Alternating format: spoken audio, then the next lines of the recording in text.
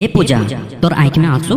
कबीर, ये दुनिया हमें के कभी एक होक नहीं दे कबीर। अगर घर वाला माइंड भी जब है तो हमें के ये समाज कभी जीत नहीं दे कबीर। बस डर इतना सा है कि तोर हाथ में कोई गलत हाथ ना लग जाए। मोर फिक्र ना कर कबीर, तू मुके भूल जा।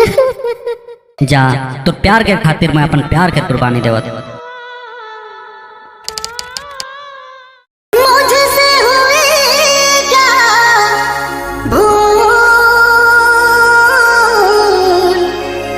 जो तुम जा रही है मुझसे दूर, जा रही है तो लेके जा तेरा याद भी, तेरा प्यार भी मुझसे दूर।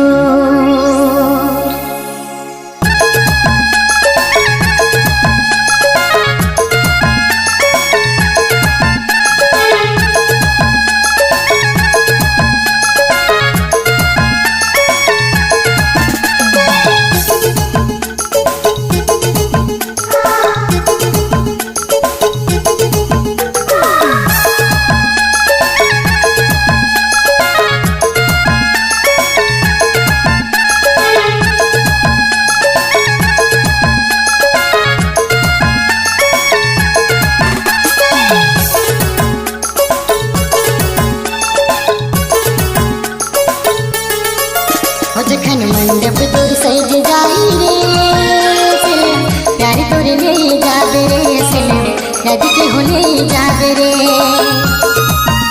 जखन मंडप तोर सज जाई रे, प्यार तोर ले जाबे रे, नदी के होले जाबे रे।